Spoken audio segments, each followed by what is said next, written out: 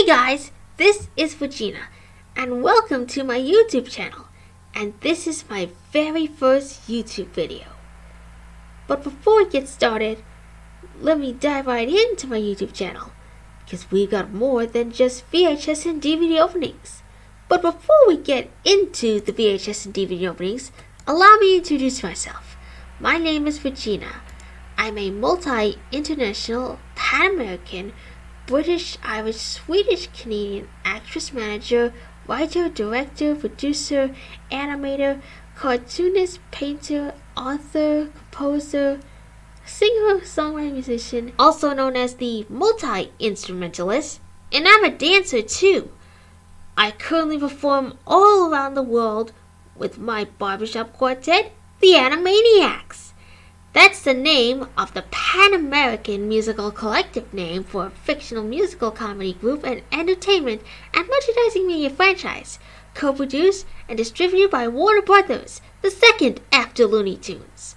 But before we dive right into the Animaniacs, let's take a look back at the history of Looney Tunes. This legendary cartoon series and its wide collection of eccentric characters have been amusing audiences since April 19, 1930. That day marked the debut of Warner Brothers' theatrical cartoon short, Sinking in the Bathtub. This black and white comedy was centered on the character Bosko, the tall king kid, and he was Looney Tunes' first main character. He absolutely nicknamed for his starring role in the first animated cartoon that featured a pre-recorded soundtrack that was not released by Disney, and that feature came complete with its synchronized speech and dancing.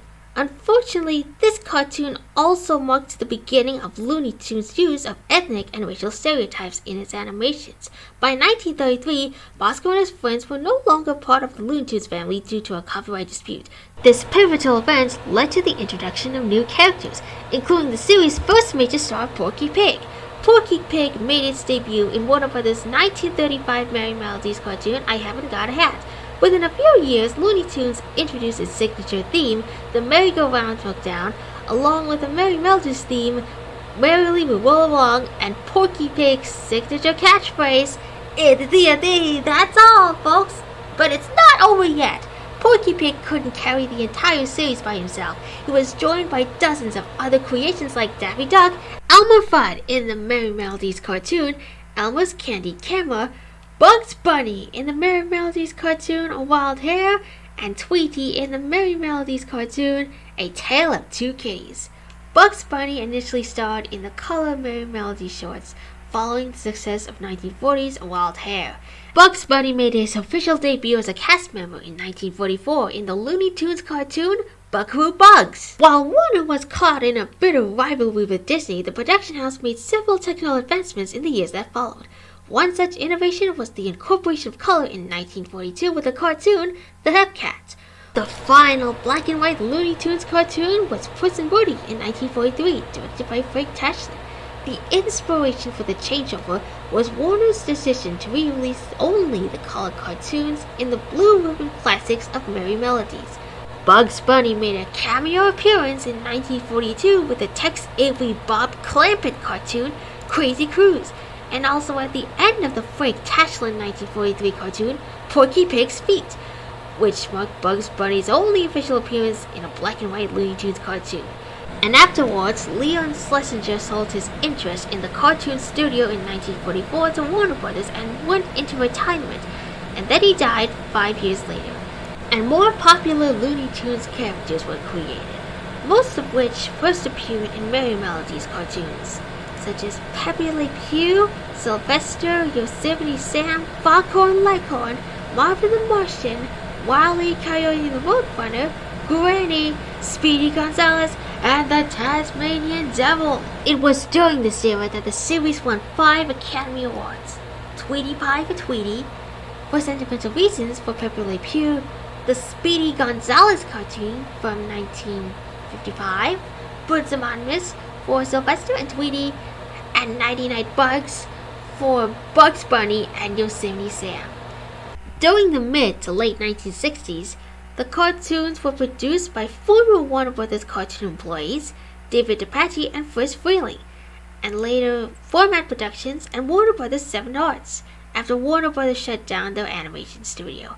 The shorts from this era can be identified their different title sequence, featuring stylized limited animation and graphics on a black background, and a new arrangement by William Lava of the merry-go-round broke down, which had been first used in the 1963 experimental short Now I Hear This, directed by Chuck Jones. In 1967, Warner Bros. 7 Arts commissioned an animation studio in South Korea to redraw 79 black and white Looney Tunes cartoons produced from 1935 to 1943 in color, which were syndicated to television stations from the late 1960s to the early 1990s. The original Looney Tunes theatrical cartoons ran from 1930's Sinkin' in the Bathtub to 1969's Engine Trouble, directed by Robert McKimson. By the 1950s, the shorts transitioned to syndicated television. However, they were heavily edited to remove scenes of dramatic violence, alcohol, smoking, and racial caricatures to make them safe for children of all ages. From 1960 onward, Looney Tunes appeared in the anthology compilation The Bugs Bunny Show, which was later renamed The Bugs Bunny and Tweety Show. Meanwhile, the cartoons faded away before they eventually made sporadic returns to promote unrelated feature films created by the company. But, unfortunately, the Animaniacs franchise began as a series of North American comic books that were originally published since April 11, 1938 as Animaniacs, focusing on the Warner Brothers Yakko and Wakko and their sister Dot as main characters, until 12 years later in 1950, when the Animaniacs joined their antagonist Pinky and the Brain, two lab mice whose plot and attempt to take over the world. During the golden age of animation and in the television era in 1954, original Animaniacs composer Richard Stone Sr. composed two of his own theme songs. The most popular hit Animaniacs theme song, which won an Emmy Award for Best Song in the year 1972, with Charles Ruger, who was born in the 1900s and died in 2008. Charles Ruger wrote the lyrics to the Animaniacs theme song as well as Pinky and the Brain's theme. And for those of you who like Animaniacs, most of us know about the history of Ben Powell and his family, but do you know how do they look like? Have you ever seen the place where the Chief Scout was born? Here's an old English mathematician named Baden Powell. He was an English mathematician and he held the surveillance chair of geometry at the University of Oxford from 1827 to 1860. Baden Powell was a prominent liberal theologian who brought forward ideas about evolution. And now for me, Baden Powell married 3 times and had 14 children in total. His widow changed the last name of surviving children of his 3rd marriage to Baden Powell.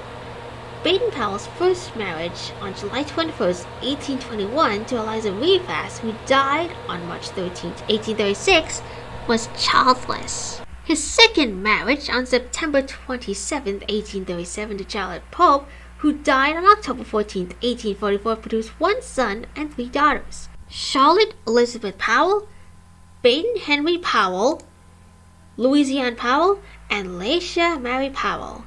His 3rd marriage on March 10, 1846 to Henrietta Grace Smith, who was born on September 3, 1824 and died on October 13, 1914, who was a daughter of Admiral Smith, produced 7 sons and 3 daughters by the name of Henry Warrington Baden Powell, George Baden Powell, Augustus Smith, Frank Baden Powell, Henrietta Smith Powell, John Penrose Smith Powell, Jesse Smith Powell, Robert Baden Powell, who was an Army officer, writer, and founder of the World Scouting Movement, and with his sister Agnes, founder of the Girl Guides. There was Agnes Smith Baden Powell, who was also a founder of the Girl Guides, along with Baden Fletcher Smith Baden Powell, who was also an Army officer, aviator, and president of the Royal Aeronautical Society. Shortly after Powell's death in 1860, his wife renamed the remaining children of his 3rd marriage Baden Powell. The name was eventually legally changed by royal license on April 30th, 1902. Baden Henry Powell is often also referred to as Baden Henry Baden Powell, and was using this name by the 1891 census. And now, a new generation of the Baden Powell family. Now let's pretend I'm Regina Baden Powell the first. I was born in Toronto to my father, Aaron Baden Powell, and my mother, Abby Baden Powell. And my daughter was Anna Baden Powell, who was nicknamed Nanny. My father, Aaron, was a minor composer and experienced teacher. He married Abby in Toronto. Aaron became the orchestra's deputy conductor of the New York Philharmonic in 1886. During the year of my daughter's birth, Aaron published a violin textbook which achieved success. When Nanny was 7, she began keyboard lessons with her father, while her 3-year-old brother looked on. At the age of 5, I began composing my first piano sonatas. And do you know why? Because I composed my very first piano sonata in 5 cities of New York, Los Angeles, Chicago, Toronto, and Sao Paulo.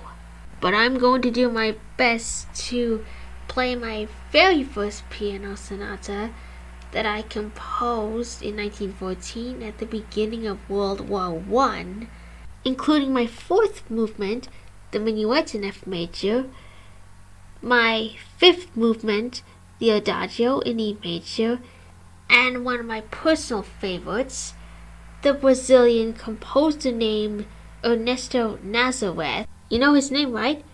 Ernesto Nazareth was a Brazilian composer and pianist especially noted for his creative mexiques and show compositions, influenced by a diverse set of dance rhythms, including the polka, the habanera, and the lundu.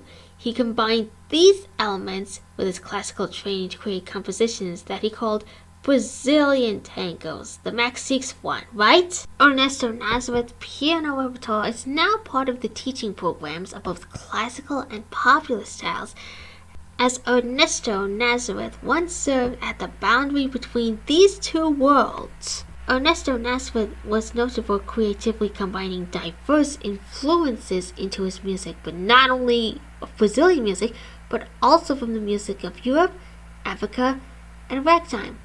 Kind of like Scott Joplin, the king of ragtime. And Ernesto Nazareth composed many of his works that remain part of the repertoire today. He composed 88 Brazilian tangos, 41 waltzes, 28 polkas, and numerous summer galops, quadrilles, oh man, I mispronounced it, foxtrots, romances, and other types of scores, totaling 211 complete compositions and including one of my favorite Brazilian tangos, Ernesto Nazareth's Odeon. Odeon, that's the name of the piece that refers to the Odeon Cinema in Rio de Janeiro. That's the name of the movie theater where Ernesto Nazareth worked in the early 1900s. And that is dedicated to the distinguished company of Zambella and Company, the owners of the Odeon Cinema. And Ernesto Nazareth often performed in the cinema's waiting area and became one of its main attractions, with many visitors coming specifically to hear him play.